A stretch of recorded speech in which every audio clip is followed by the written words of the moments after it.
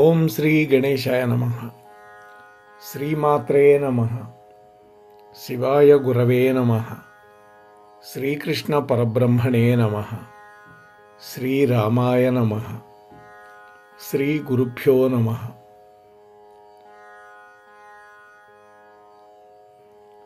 నారాయణం నమస్కృత్య నరం చైవ నరోత్తమం దేవీం సరస్వతీం వ్యాసం తతో జయముదీరయేత్.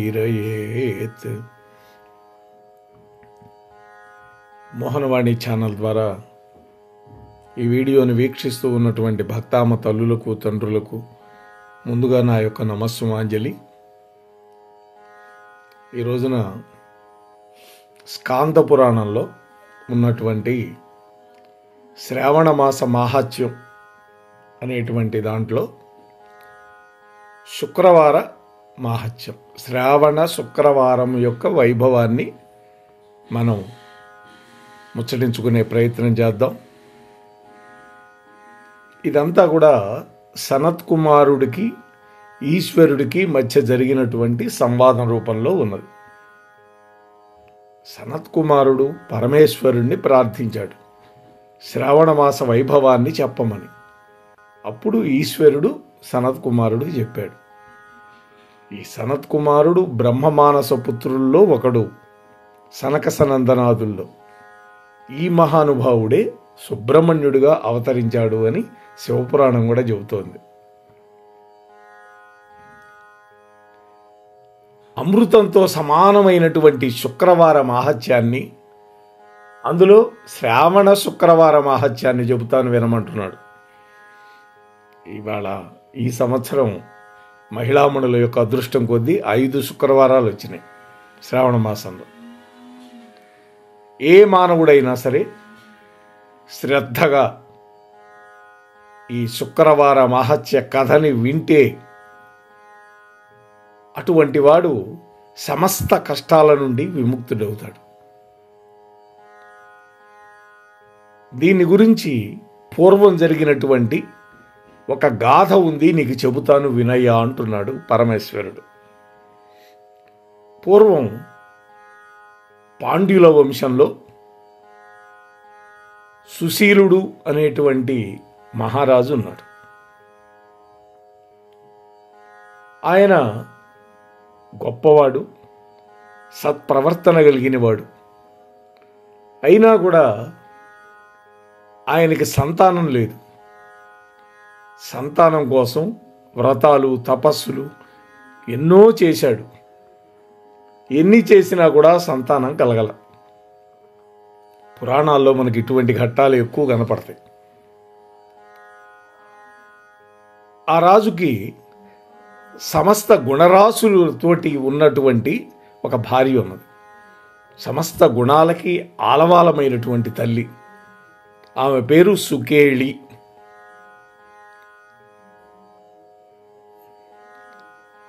భార్యాభర్తలు ఇద్దరు కూడా ఎంతో విచారంగా ఉంటున్నారు సంతాన లేమి వల్ల. అయితే స్త్రీ స్వభావం వల్ల ఈ తల్లి ఒక సాహస కృత్యాన్ని చేసింది. సంతానం కోసం ఎంతటి కష్టమైనా భరిస్తుంది తల్లి. వాస్తవానికి సంతానం కనడం అనేది పునర్జన్మతో సమానమే. అయినా ఏ స్త్రీ కూడా లెక్క చేయదు. ఆ సాహస కృత్యం ఏంటంటే,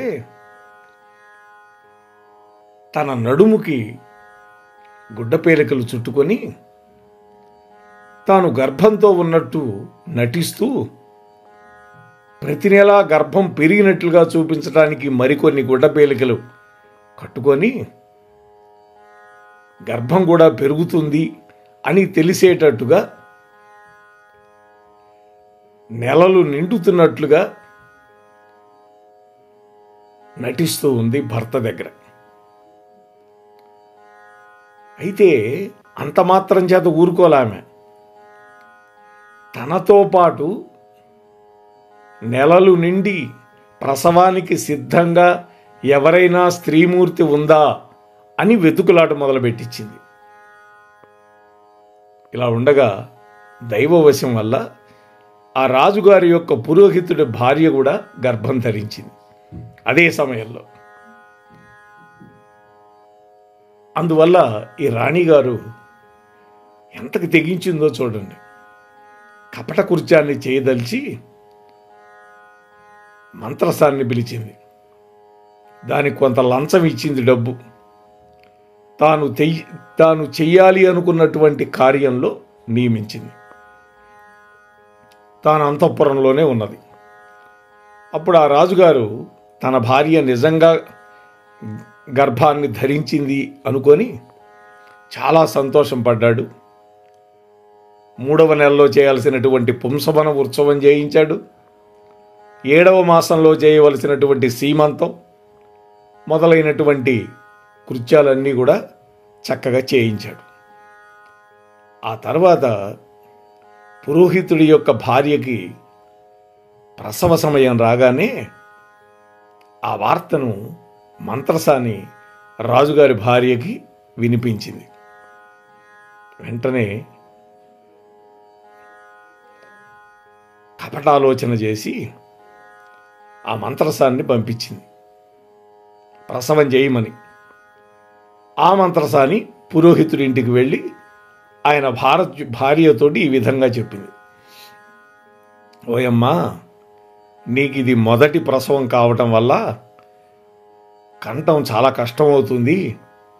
అందువల్ల రాణిగారు మీరు పురోహితుల భార్య కాబట్టి మీకు సహాయం చేయమని నన్ను పంపించింది. అందుకని నేను మీ ఇంటికి వచ్చాను. మీకు ప్రసవం అయ్యేలాగా చేస్తాను అని చెప్పి, అయితే ఒక్క పని చేయి, ప్రసవ సమయంలో నీ కళ్ళకి గంతలు కడతాను. ఆ తరువాత పుట్టినటువంటి మగపిల్లవాడిని నువ్వు చూసుకుంది కానీ అన్నది. అంటే పుట్టే మగపిల్లవాడని కూడా చెబుతున్నది. ఇంకా ఆనందం కలుగుతుంది కదా ఆమెకి. సరే, పాపం ఆమె అమాయకురాలు. ఆ బ్రాహ్మణ స్త్రీ పురోహితుడి భార్య నమ్మింది. ప్రసవ సమయం ఆసన్నమైంది, నొప్పులు వస్తున్నాయి. వెంటనే కళ్ళకి గంతలు గట్టిగా కట్టి ఆ పుట్టినటువంటి మగపిల్లవాడిని ఎవ్వరికీ తెలియనీయకుండా రహస్యంగా తాను నియమించి ఉన్నటువంటి మరొక మనిషి ద్వారా రాజుగారి భార్య దగ్గరకు పంపించింది ఆ నెత్తురు గుడ్డుని.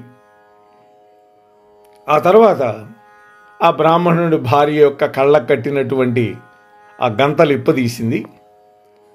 ఆ రాజుగారి భార్య ఆ పిల్లవాడిని తీసుకొని నేను ఈ పిల్లవాడిని ప్రసవించాను అని చెప్పుకుంది అక్కడ. అయితే ఈ బ్రాహ్మణుని భార్య నిజంగా ప్రసవిస్తే శిశువును మాయం చేసింది కదా. అందుకని ఒక మాయోపాయం చేసింది. అది ఏంటంటే, తాను వచ్చేటప్పుడే తెచ్చినటువంటి ఒక మాంసపు ముద్దని ఆ బ్రాహ్మణుడి యొక్క భార్యకు చూపించి, అమ్మా నీకు పుట్టింది ఈ మాంసపు ముద్ద, ఏమి దురదృష్టమో, ఏ జన్మలో ఏ పాపం చేసుకున్నావో, నీకు సక్రమంగా శిశువు పుట్టలేదు. ఇలా జరిగినందుకు నీ పెనిమిడి చేత తగిన శాంతి చేయించుకో.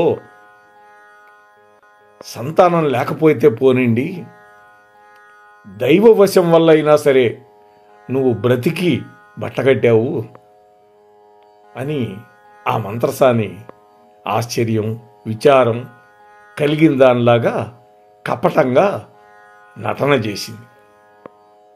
ఆ బ్రాహ్మణుడి భార్య కూడా తనకు కలిగినటువంటి కొన్ని ప్రసవ గుర్తుల వల్ల ఆ మంత్రసాని యొక్క మాట నమ్మల. ఎందుకని? కళ్ళకు గంతలు కట్టిందే కానీ పిల్లవాడు ఏడుపు శబ్దం వినపడింది. అంతటి ఆ అపస్మారక స్థితిలో కూడా. అందువల్ల నమ్మల, సందేహించింది. ఆ తర్వాత ఆ రాజు తనకు కొడుకు పుట్టాడు అనే మాట విని చాలా సంతోషించి ఆ శిశువుకి జాతకర్మ అన్నీ కూడా చేయించాడు. అంటే పుట్టినప్పుడు చేసేటటువంటి క్రియలని జాతకర్మలు అంటారు. ఆ సమయంలో ఆనందంతో బ్రాహ్మణులకి ఏనుగులు, గుర్రాలు, రథాలు, ఆవులు, వెండి, బంగారం అనేక దానాలు చేసి, అంతేకాకుండా అనేక నేరాలు చేసినటువంటి చెరసాలలో ఉంచబడిన ఖైదీలను కూడా విడిపించారు. ఇప్పటికీ మనం స్వాతంత్ర దినోత్సవం ఈ రోజుల్లో మన ప్రభుత్వం వాళ్ళు కూడా కొంతమంది సత్ప్రవర్తన కలిగిన ఖైదీలను విడుస్తూ ఉంటారు బయటికి. ఆ తర్వాత 11 రోజులు పురుడు వెళ్ళిపోయిన తర్వాత నామకరణం జరిపించి ఆ పిల్లవాడికి ప్రియవ్రతుడు అని పేరు పెట్టారు. ఆ తరువాత ఆ బ్రాహ్మణుని భార్య మంత్రసాని చెప్పిన మాటలను నమ్మలేదని చెప్పుకున్నాగా, ఈ మంత్రసాని నన్ను మోసపుచ్చింది అని ఆలోచించి భర్తను అడిగి శ్రావణ మాసంలో జీవంతికాదేవి యొక్క వ్రతాన్ని చెయ్యాలి అని నిశ్చయించుకుంది. జీవంతికాదేవి యొక్క వ్రతం శ్రావణ మాసం రానే వచ్చింది.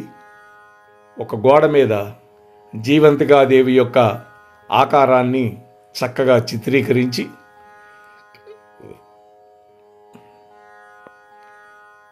అలాగే పుష్పమాలికలతోటి ఆ ఆకారాన్ని పూజించి గోధుమ పిండితో 5 జ్యోతులు తయారు చేసి వెలిగించింది.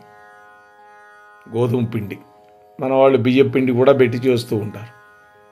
షోడశోపచార పూజలన్నీ చేసింది, నివేదన చేసి ప్రార్థించింది ఈ విధంగా. పరమ దయాసముద్రాలైనటువంటి ఓ జీవంతికాదేవి, నాకు పుట్టినటువంటి పిల్లవాడు ఎక్కడ ఉన్నా కూడా వాడిని నీవే రక్షిస్తూ ఉండాలి అని ప్రార్థించింది. ఆ తరువాత దేవిని అక్షతలతోటి పూజించి యథావిధిగా ప్రదక్షిణ నమస్కారాలు చేసి వ్రత కథను విని తాను వెలిగించినటువంటి 5 జ్యోతులు కొండెక్కిన తర్వాత వాటిని భక్షించింది. ఈ విధంగా ఆ బ్రాహ్మణుడి యొక్క భార్య చేసినటువంటి వ్రతం వల్ల ఆ జీవంతికాదేవి అనుగ్రహించింది. రాత్రి పగలు తేడా లేకుండా ఆ పిల్లవాడికి ఎటువంటి బాలారిష్టాలు సంభవించకుండా రక్షిస్తూ ఉన్నది. ఈ విధంగా కొంతకాలం జరిగిన తర్వాత ఆ రాజు మృతి చెందాడు. ఈ పిల్లవాడు పెరిగి పెద్దవాడయ్యాడు. తండ్రి యందు భక్తి కలిగిన వాడై ఆ పిల్లవాడు తండ్రి గారికి పరలోక కృత్యాలన్నీ కూడా చేశాడు.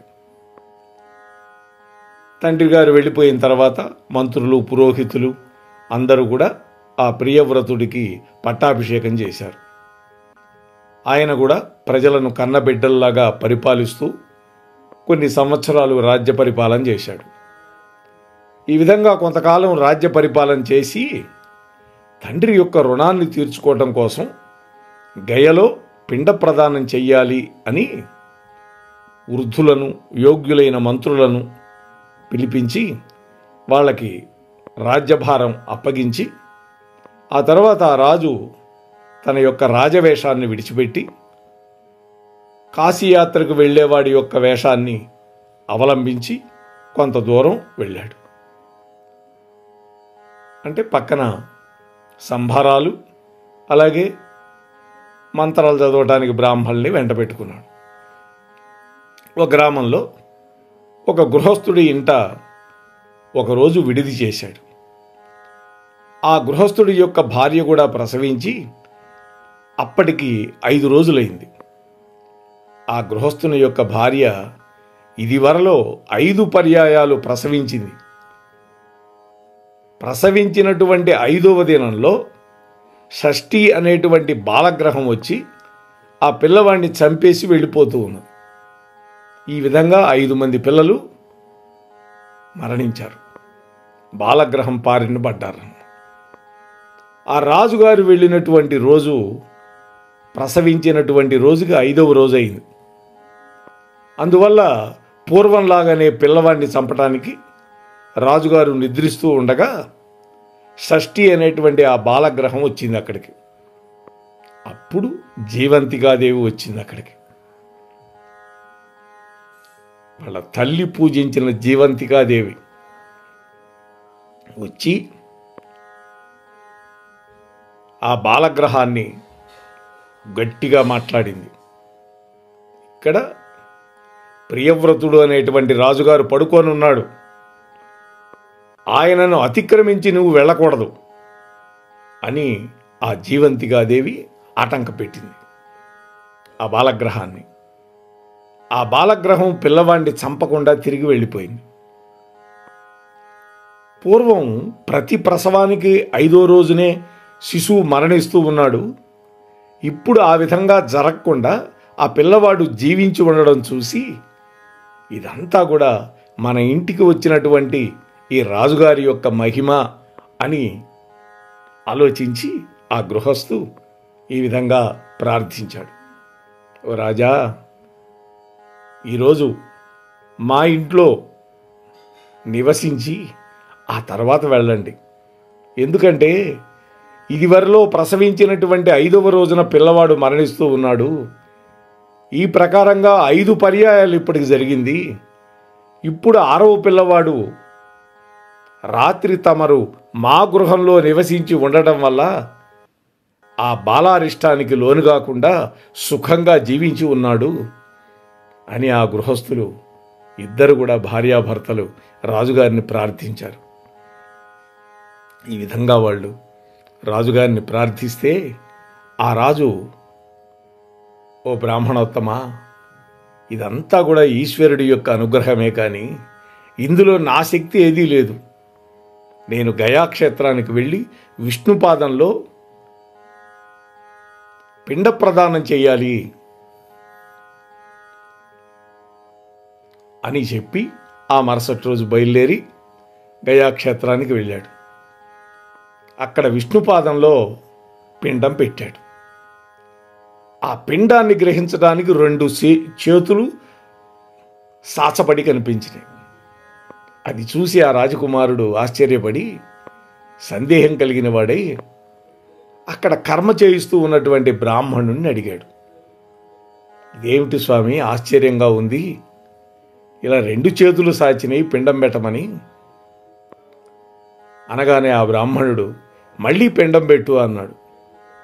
ఆ రాజకుమారుడు మళ్ళీ పిండం పెట్టాడు.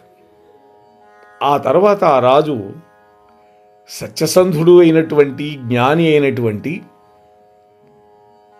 ఒక బ్రాహ్మణుడితోటి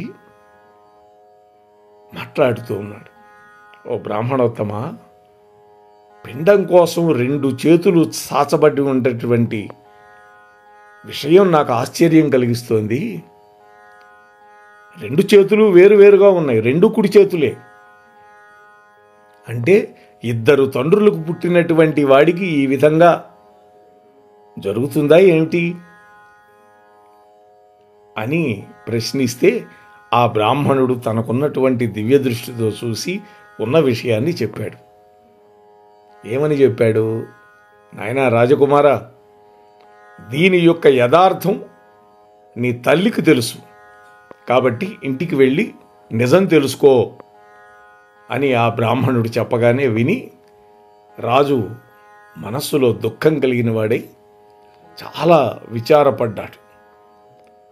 ఈ విధంగా ఆ రాజు యాత్రలన్నీ సేవించుకొని తిరిగి ఇంటికి వెళ్ళటానికి బయలుదేరేసరికి కొన్ని సంవత్సరాలు పట్టింది.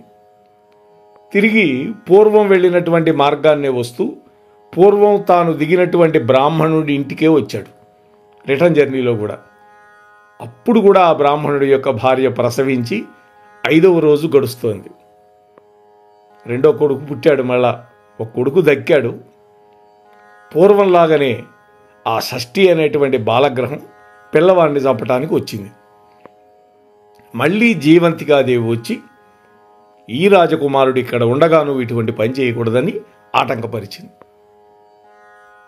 అప్పుడు ఆ బాలగ్రహం జీవంతికా మాతను అడిగింది, ఏమిటి, నేను ఎన్ని పర్యాయాలు పిల్లలను చంపటానికి వచ్చినప్పటికీ నువ్వు ఆటంకపరుస్తూ ఉన్నావు. పోయినసారి ఆటంకపరిచావు, మళ్ళీ ఇప్పుడు ఆటంకపరుస్తున్నావు. ఈ రాజుగారి విషయమై ఇంత ప్రేమ నీకెందుకు ఇతడి తల్లి ఏమి వ్రతం చేస్తే ఇతడికి ఇంత శక్తి వచ్చింది నాకు చెప్పు అని ఆ బాలగ్రహం అడిగింది. అప్పుడు ఆ షష్ఠీదేవి యొక్క వాక్యాన్ని విని జీవంతిగా అంటున్నది, ఓ బాలగ్రహమా,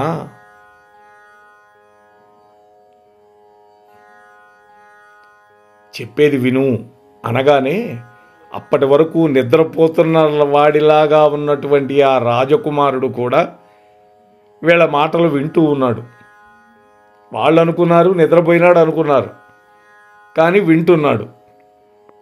అప్పుడు జీవితగా చెప్పింది ఏంటంటే, ఈ రాజు యొక్క తల్లి శ్రావణ మాసంలో శుక్రవారం రోజు నా యొక్క వ్రతం చేసింది, నన్ను పూజించింది అనగానే వెంటనే బాలగ్రహం అడిగింది, ఆ వ్రతం ఏంటి, దాని నియమాలేంటి నాకు చెప్పు. వింటూ ఉన్నాడు రాజకుమారుడు పడుకొని. జీవంతిగా చెబుతోంది, ఆకుపచ్చ రంగు కలిగినటువంటి బట్టను రెవికను ధరించి అటువంటి రంగు కలిగినటువంటి గాజులు తొడుక్కొని బియ్యం కడిగినటువంటి నీళ్లను దాటకుండా ఆకుపచ్చని చిగుళ్లతో ఏర్పరచినటువంటి మంటపం కిందగా దూరి వెళ్లకుండా పచ్చటి వర్ణం కలగడం వల్ల ఆకుకూరలను తినకుండా ఈ ప్రకారము సమస్తము నాము ప్రీతికరంగా చేస్తూ వ్రతం చేసింది. కాబట్టి ఆ పిల్లవాడిని చంపకుండా నేను రక్షిస్తాను అని మాటిచ్చా అని జీవంతిక బాలగ్రహంతో చెప్పిన మాటలు రాజుగారు విన్నాడు. ఈ పిల్లవాడు ఆ తరువాత తెల్లవారింది. ఉదయాన్నే లేచి తన పట్టణానికి తాను వెళ్ళిపోయాడు. ఈ విధంగా రాజుగారు తన పట్టణానికి వచ్చేసరికి ఆ పట్టణంలో ఉండే వాళ్ళందరూ కూడా, ఆ చుట్టుపక్కల ఉండే వాళ్ళందరూ కూడా ఎదురొచ్చారు. యాత్రలు చేసి వచ్చారు రాజుగారని. రాజుగారిని ఇంటికి తీసుకువెళ్ళారు. ఆ తరువాత తల్లి దగ్గరికి వెళ్ళి, ఓ తల్లి, నీవు గతంలో ఎప్పుడైనా జీవంతిగా వ్రతాన్ని చేశావా అని అడిగాడు. అంటే తన పెంచిన తల్లిని అడిగాడు. పెంచిన తల్లి అని తెలియదు కదా. ఆమెన్నది, నేను ఏ వ్రతం చేయలేదు నాయన అన్నది. అప్పుడు రాజకుమారుడు ఆలోచించి బయటకు వచ్చి ఒక ఇద్దరు చారులను పిలిచి, ఈ జీవంతికా వ్రతం మన రాజ్యంలో ఎవరైనా చేశారా తెలుసుకొని రండి అని పంపించాడు. రాజుగారు కాశీయాత్ర చేసుకొని వచ్చాడు కాబట్టి దాన్ని సఫలం చేసుకోవటం కోసం బ్రాహ్మణులందరికీ సమారాధన చేసి, బ్రాహ్మణులకి వస్త్రాలు, సుభాసినులకి చీరలు, రవికలు, కంకణాలు ఇచ్చాడు. అంటే ఈ ఉత్సవానికి రాజ్యంలో ఉన్నటువంటి బ్రాహ్మణ ముత్తైదువులు అలాగే వాళ్ళ భర్తలు వీళ్ళందరినీ రప్పించాడు. చాటింపు వేయిస్తే అందరూ వచ్చారు. అప్పుడు ఈ పురోహితుడి యొక్క భార్య ఈ విధంగా చెప్పింది,